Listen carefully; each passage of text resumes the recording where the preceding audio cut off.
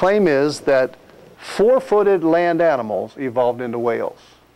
This is taught in the schools with great fervor. This is taught in all the public schools. It's taught in all the universities. It's insisted on that land animals, four-footed land animals, evolved into whales. And I would say, really?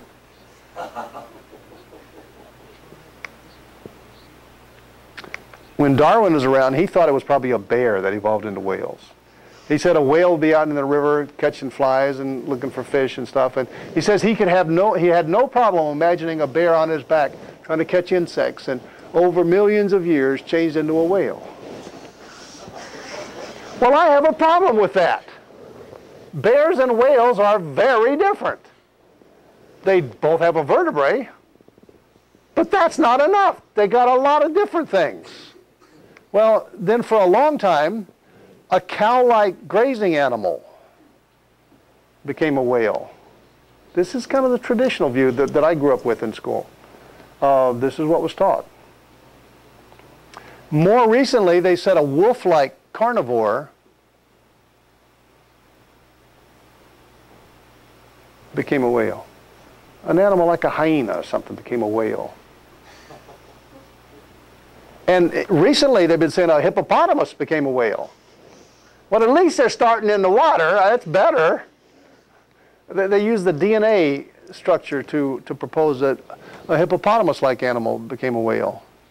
The wolf was at least supported by a few fossils, and now they're just talking about DNA, even though the fossils point in another direction. But just recently they found a raccoon-sized animal, just a little bitty animal, like a cat-sized, that they said looked like a deer, and that's the one that evolved into a whale. I got a better story than that. Okay? This is in the museums. This is Exhibit A. This is their best shot. We're snickering, we're kind of making fun of it, but it is the propaganda point that brainwashes students at this point. This is the important one. Well, they used to say it was a whale. I mean, a whale, they said, they said a cow. A cow-like grazing animal, a vegetarian, ate grass. But times were hard, went into the ocean to catch a clam or something, or a crab, and began to be a carnivore. And over millions of years, it got isolated, and generations, they began to change. And the skinny little tail on the cow became the fluke on a whale, and then lost his legs and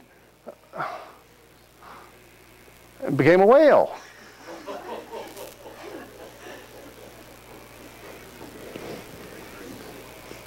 I mean, I think that's an utter failure. That's not a very good story.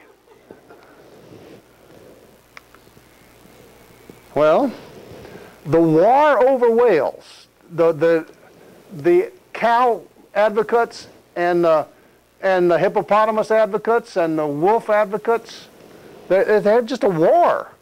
It pits the classical techniques of studying bones and flesh against the DNA analysis. Two approaches that lead to different versions of the whale origins tales. Nobody agrees with anybody. Everybody's demanding that they are right.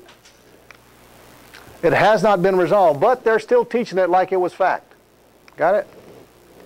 Okay, so the candidates for in-between forms, one of them is ambulocetus.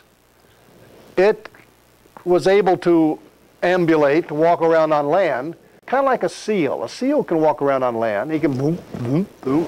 He's not very agile, but in the ocean he's really a good swimmer. Got it?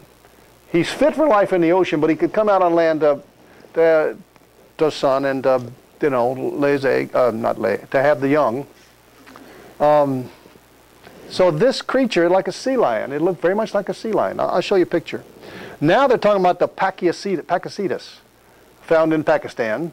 They call it the walking whale. A walking whale, all they have are skull fragments and a jaw.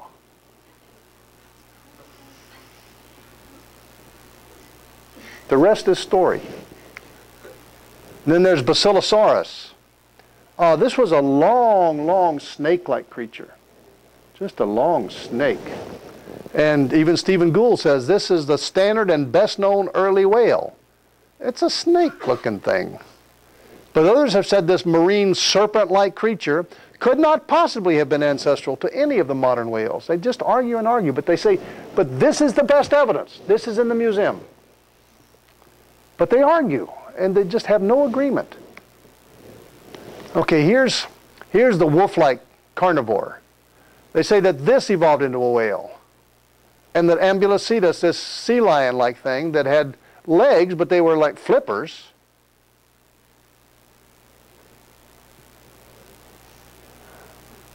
And so this became this. But of course, this is just a little dog, and this is a whale. I mean, this is not drawn to scale here. It's deceptive. That's what it is. But let me show you a little bit more. Oh, yeah, here they are in the classroom. Evolution is a fact, regardless of whether or not the evidence supports it. The evidence doesn't support it, but take it from me, the evolution is a fact. Okay, so here, you know, series of 4 questions that when you're confronted by the claim that a land animal became a whale, question number 1 I recommend you ask is, what do you mean by that? Can you amplify that? Can you flesh that out? What do you mean by that? And just question it. What's involved here? What do you mean by that? And then, well, I'm going to amplify this question a little bit. It's kind of a family of questions. The second question is, well, how do you know it's true? On what evidence do you base this conclusion? We'll talk about that. And then these other 2 we won't talk about, but they are the important heart-based questions. What does this mean to me? Why? Why do I care? And teacher, what happens if you're wrong? These are really killer questions. The first 2 are really important and help you think through a lot of things. What do you mean by that, and how do you know it's true? Okay. Question number 1, what do you mean by that? Like I say, it's a family of questions. It's a type of question. You're basically asking for more explanation. What do you mean by that? Do you mean that? Do you also mean that? And it's just kind of a family of questions. I use these things. I'm not in class anymore, okay? But I do watch PBS sometimes, and I do read the newspaper sometimes, and I get these claims coming at me. And so even though the person is not there to ask, I'm asking a question of National Geographic. I'm just asking, okay, what do you mean by that? Let's think this through. Let's get to the bottom of this. Okay, let me show you how that works. What do you mean by that? Do you mean that? There's just a lot of questions you could ask. It's easy to say that a cow became a whale, but do you mean that the legs became flippers? Picture yourself in a 10th grade biology class, and you've just been taught that the whales came from a cow. And what do you mean by that? Do you mean that the legs became flippers? Whew. I guess I believe that, yeah. Yeah. And then you're already starting to see that this is a silly idea. Okay? The legs became flippers. The flippers are very different. Yeah, they're in the place of legs,